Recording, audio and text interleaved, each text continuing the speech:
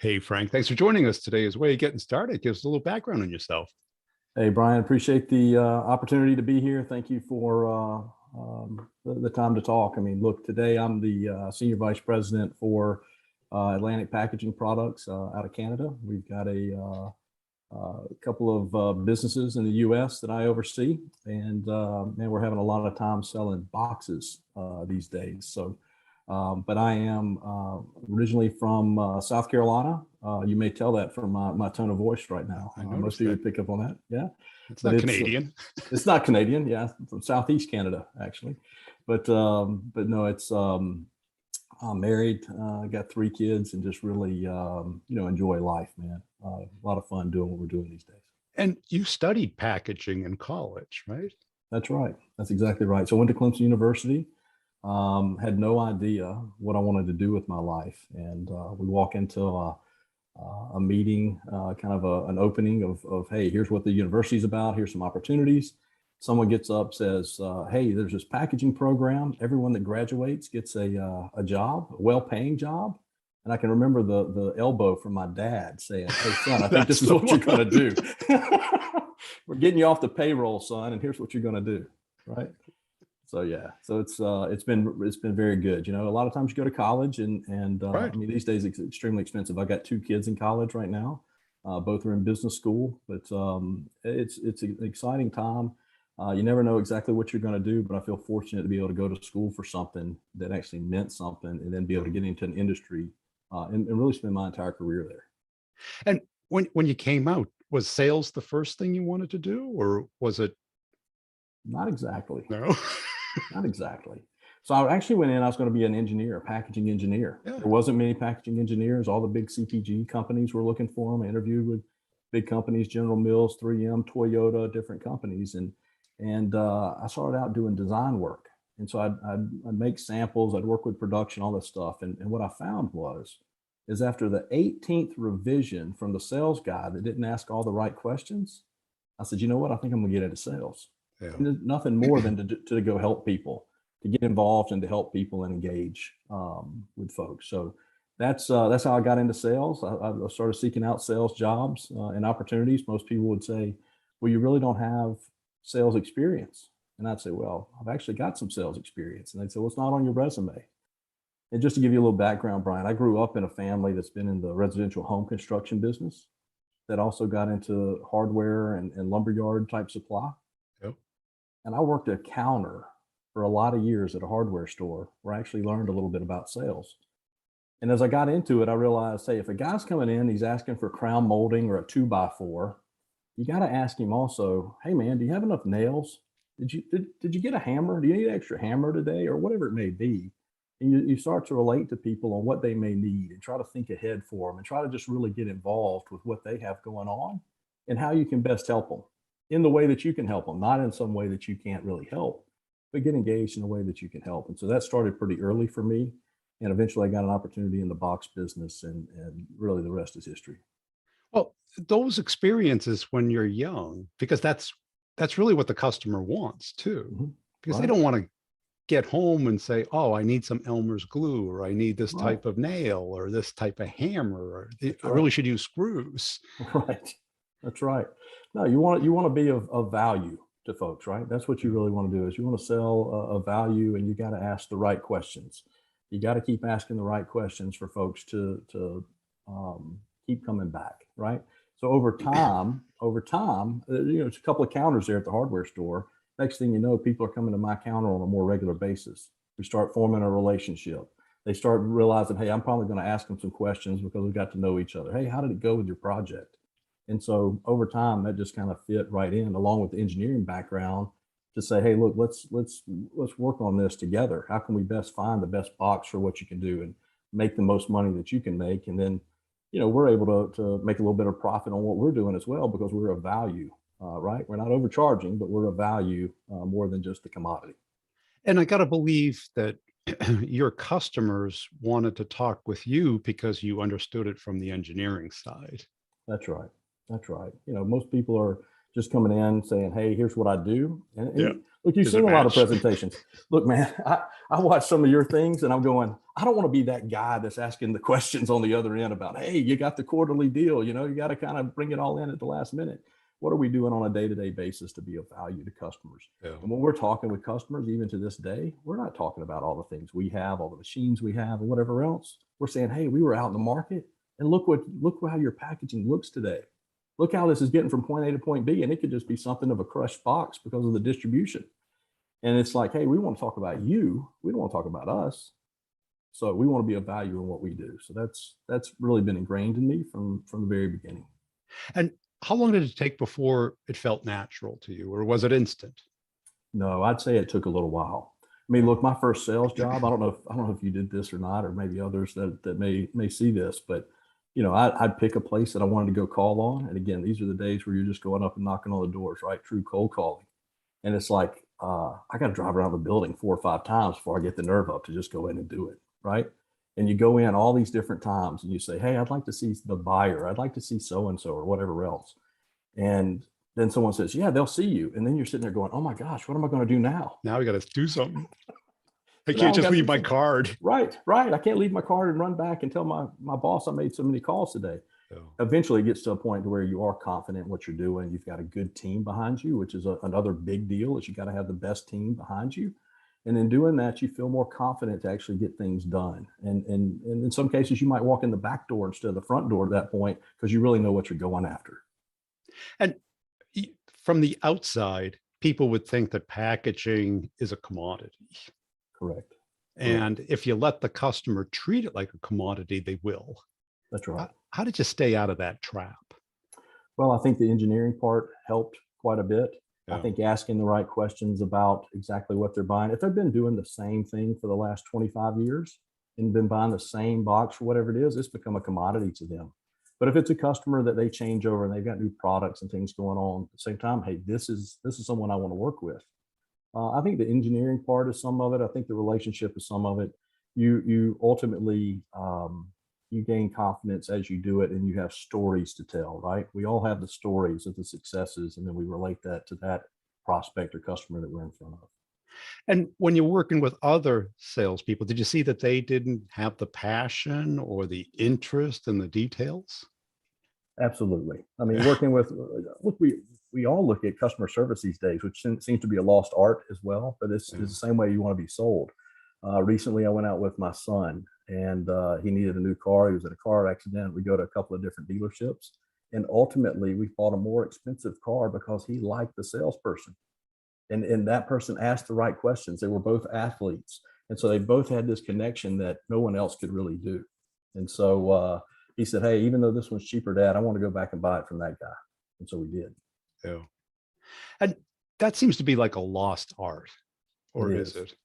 No, I think it is. I think it's a Yeah. lost art, but it's something that, look, we just have to spend time. Some of us that have had a few miles on us, and look, that's why I got into management. I mean, I got into management for sales. I've been a sales director, currently as a senior vice president. It's to help people and to help train some people along with some of these experiences. And you know, some of them say, "Hey, man, you're old and you know you don't understand today." Look, it's a little bit different today, but it was in my day compared to the generations before. But I remember those few guys that kind of came and put their arm around me and said, "Hey, let me show you the ropes. Let me bring you along a little bit." And so I think it's really our duty for those of us that have been doing this for a while to be like that. And so I appreciate what you're doing as well. And so when you're looking to hire salespeople, what do you look for? I look for character the majority of the time. I mean, somebody that really is going to put in the work ethic, somebody that has integrity. I mean, look, a lot of deal makers don't necessarily think of it with integrity, so to speak, but you got to be willing to be of service to folks. Okay. And I don't want to make that as a broad statement. I can remember selling boxes and someone saying, "Hey, you're just like a used car salesman," which always seemed to be the worst Yeah. representation, right? And it's like, hey, man, I know some really nice used car salesmen, but the facts are is that you want to look for somebody that's willing to go the extra mile and willing to put in the work. I mean, look, there's plenty of people that'll pick up the phone 40 times a day and just let the numbers work. There's a lot of folks that I've met in the time that I was pushing people in sales and say, hey, look, you got to make these 40 calls. They'd say, that's not how I work. And as I learned the way that they work, they're more of a rifle than a shotgun person. But when they shoot, they typically get them. So again, the hit rates are higher for some than others, but really it's about the work ethic and they understand the approach and what they're selling. Knowledge is power, right? So if they've got the knowledge of who they're talking to, they got the knowledge of the product, they're going to be successful. And who typically makes this decision within your customer base? Is it packaging engineers? It can be a lot of times, and that's even changed a little bit. So let's say on a local and regional basis, you do have still buyers, and you do still have people that are commodity buyers or shipping managers or whatever it may be. But if you're in the tier one CPGs or whatever, it's typically someone that's in a high rise somewhere that's the head of procurement or whatever it may be. And so you have to be able to sell to all of those different areas, or at least have people within the organization that can talk to them. And how do you know when you're going to lose a deal versus win a deal? What are those distinctions? I'm sure you've developed a sense for that. Right. You're gonna lose a deal a lot of times by facial expression of somebody saying, "Hey, you didn't meet our needs." Brian, you've probably done this too. You come up with the best presentation you've ever done in your life. This has got to be the one. You left. Everybody somewhat said the right things, but their facial expression said a totally different story. And you realize, Yeah. hey, we did not get that deal at all because we used the wrong target information. They were trying to solve one solution, and we presented something completely different because there wasn't enough homework done on exactly what we were trying to go after.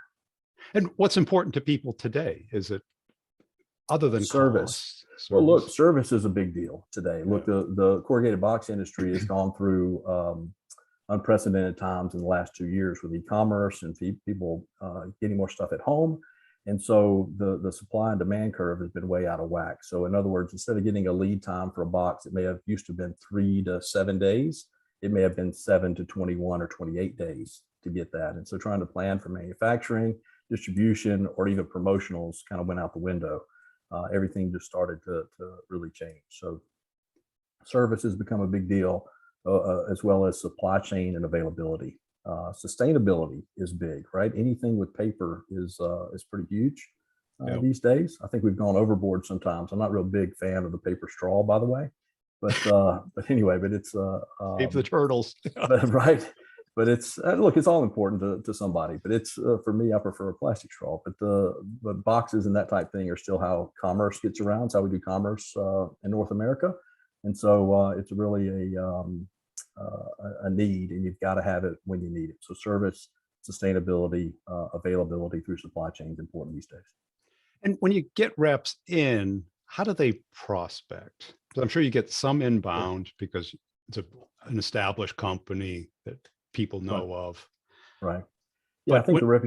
Go ahead. when you prospect, do you prospect a procurement, product design, packaging engineers? I mean, is that a well-known title in a company? Yeah, I mean, it can be. These days, the packaging engineer has definitely grown what's going on, but definitely someone in procurement, someone in marketing. If you're looking to do Yeah. graphics type packaging, you want to be in front of somebody that's really making those decisions. Someone, again, you can help promote that product and get it out, get it to the shelf and off the shelf, right? Yeah. Or in the aisleway and out of the aisleway. If you're trying to get it from point A to point B, sometimes you're talking to someone in shipping as your first point of contact because they're also not only shipping things out, but they're getting the returns. And they give you feedback and data that just helps you develop whatever that strategy needs to be successful with that company. And what kept you in this space? It's always different, man. Every day Yeah. is different. Yeah, it's a brown box, and most people get bored to death with it. But I'm telling you right now, it's one of the most exciting industries in America.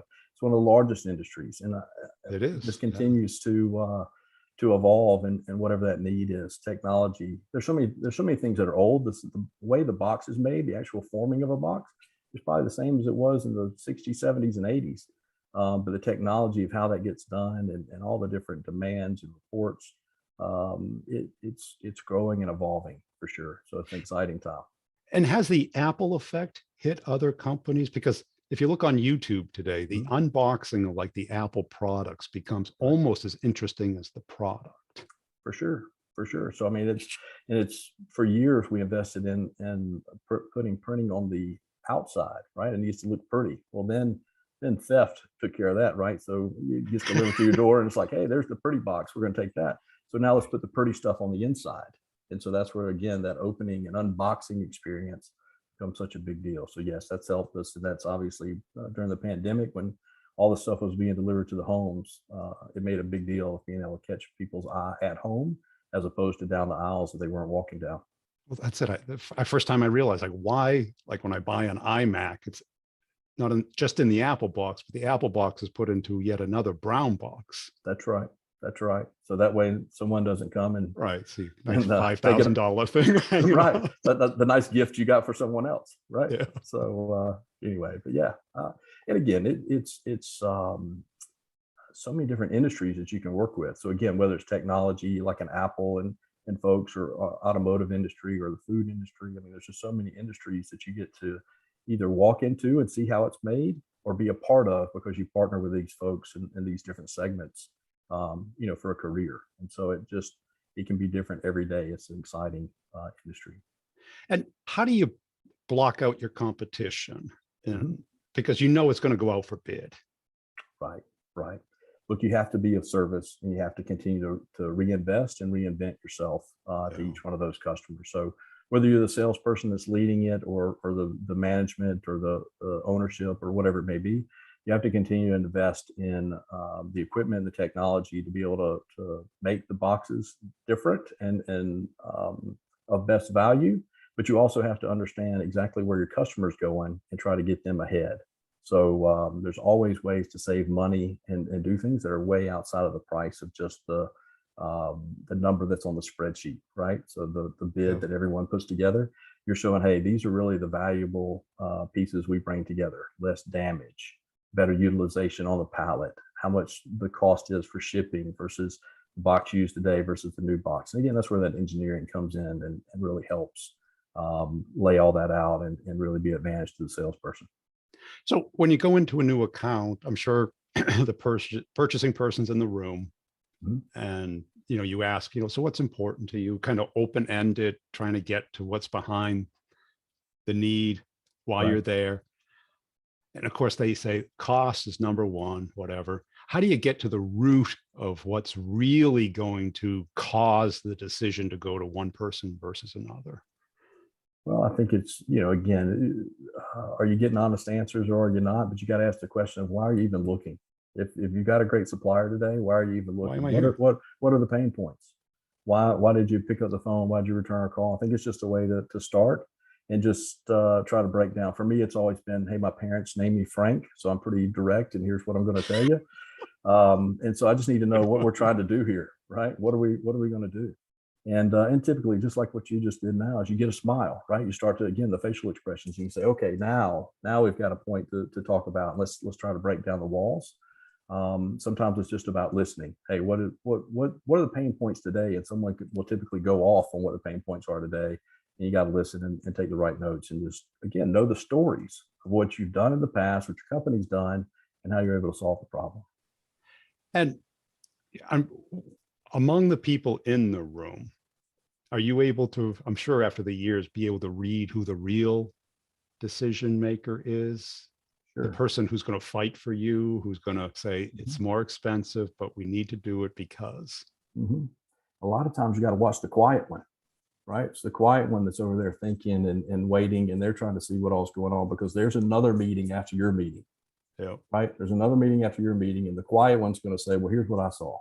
Here's what I think." But there's also who's the stakeholder because wherever that pain point may be is also the person who says, "I think these people can solve my problem."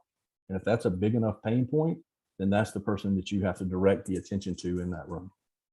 And do they go through, there must be some type of proof of concept or technical Mhm. beauty contest?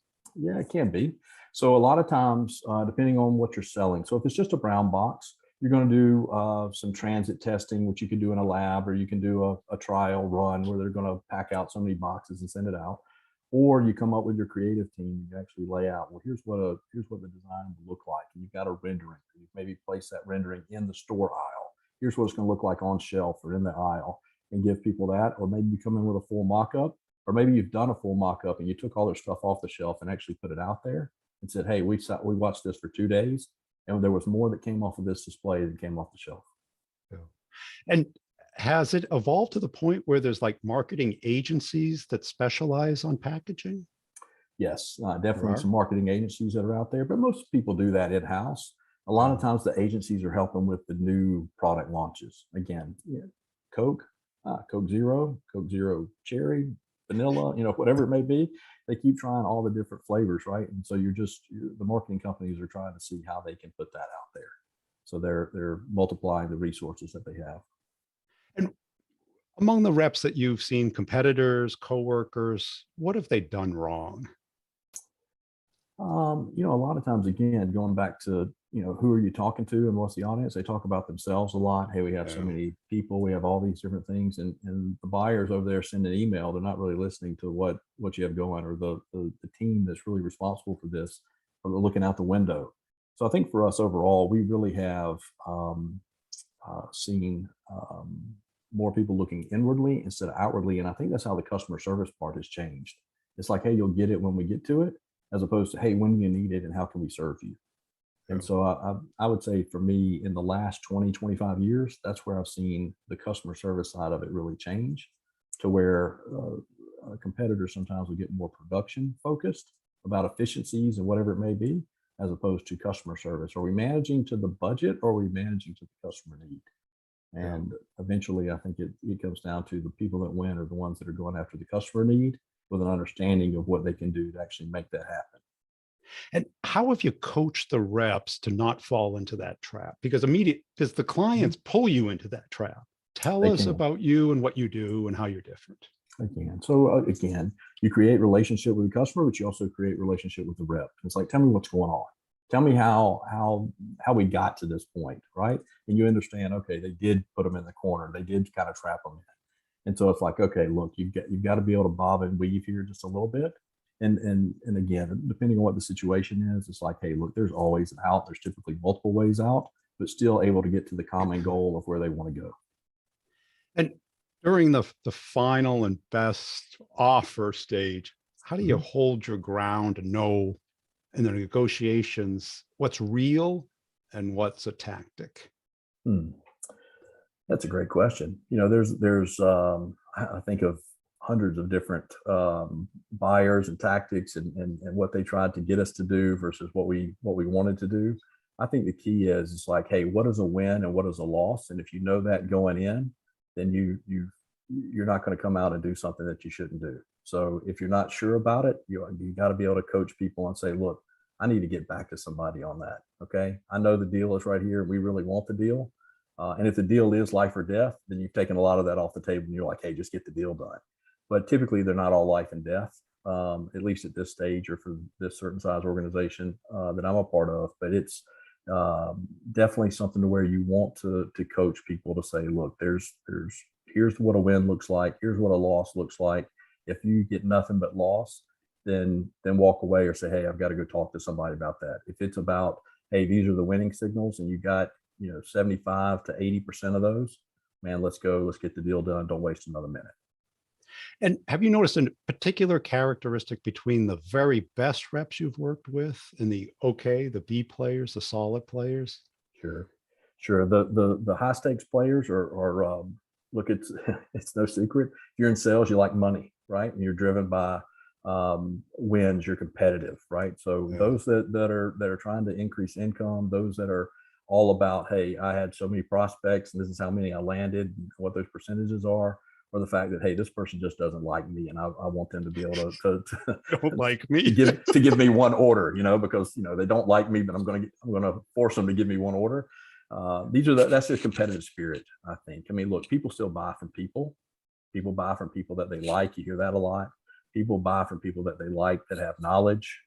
People buy from people that they like that have knowledge, that have good emotional intelligence, that are able to relate, that are able to create relationships. So I think it's, again, there's a variety of things that you can add on to that statement, but people still buy from people for products like what we sell. Well, that's a great point because too many people, it's the knowledge about the product, but it's really about understanding what the client wants to accomplish Yep. and getting them to almost therapy, like really pulling it out. That's right. because they may not know. Well, you've probably said this before. I haven't heard all of your podcasts. I mean, sometimes, There's a lot of them. sometimes you're the sales rep and sometimes you're the counselor, man. So, I mean, that's just what it is. And if you're able to listen to what people are saying, I always say, if you're able to spend 45 minutes with somebody, you're going to get to know them. Yes. You know, if you're out in 15 minutes, I don't know if that's your best prospect unless they were just busy and were fitting you in. But you get 45 minutes with somebody, you're gonna get to know about them, the company, and see an opportunity. And I think that's probably the other part, Brian, is that you have to be able to see the opportunity and then have an understanding of how to game plan to somewhat capitalize on it or be of help to it, whatever that may be. You just got to be able to recognize the opportunity for the industry you're in, for the customer you're with. Cool. Hey, Frank, I really appreciate your time today. Where can people go to connect and follow you? Well, you can find me on LinkedIn, Frank Adams SC, and reach out anytime. My contact information is on there. And I really appreciate the time with you, Brian. Appreciate what you do.